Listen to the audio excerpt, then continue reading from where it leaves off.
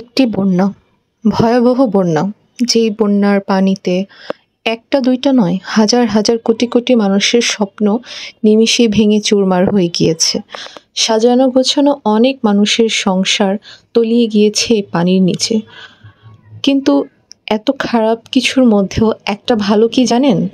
আমাদের দেশের ঐক্যবদ্ধতা, দেশের প্রতি মানুষের ভালোবাসা।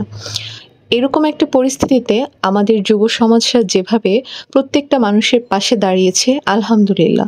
দেশের প্রতি মানুষের জন্য যে একটা টান, মানুষকে সাহায্য করার জন্য একটা প্রতিযোগিতা, এরকমটা আমি আমাদের দেশে দেখেছি, আলহামদুলিল্লাহ।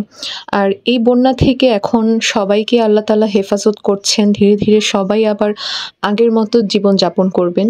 কিন্তু একটা দুঃখের বিষয় হচ্ছে, যারা স্বজন হারিয়েছেন তারা আর কখনোই তাদের স্বজনকে ফিরে পাবেন না। কিন্তু যাদের স্বপ্ন ভেঙে চুরমার হয়ে গেছে, ইনশাল্লাহ সবার মধ্যে এরকম ঐক্যবদ্ধতা থাকলে, সবার মধ্যে এরকম দেশের প্রতি প্রেম থাকলে সবাই আবার ঘুরে দাঁড়াবে। ইনশাল্লাহ নতুন আরেকটা শহর তৈরি হবে, নতুন আরেকটা দেশ তৈরি হবে।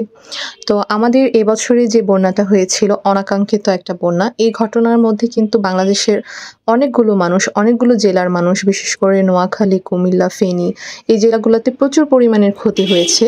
ঠিক তেমনি আমাদের তরুণ সমাজ এবং আমাদের পুরো বাংলাদেশের মানুষরাও কিন্তু আলহামদুলিল্লাহ তাদের নিজ নিজ জায়গা থেকে অনেক সাহায্য সহযোগিতা করেছে, এবং প্রতিযোগিতামূলকভাবে কে কতটা মানুষকে সাহায্য করতে পারে, এই জিনিসগুলো আসলে হচ্ছে যখন মানুষ একটা খারাপ পরিস্থিতির মধ্যে থাকে তখনই আসলে প্রকাশ পায়। তো দেশের প্রতি মানুষের কতটা ভালোবাসা। তো আজকের ভিডিওটা এই পর্যন্তই। ভালো লাগলে অবশ্যই একটা লাইক আর একটা শেয়ার করে দিবেন, এবং নিজ নিজ জায়গা থেকে সবাই ভালো থাকবেন, সুস্থ থাকবেন। আল্লাহ হাফিজ।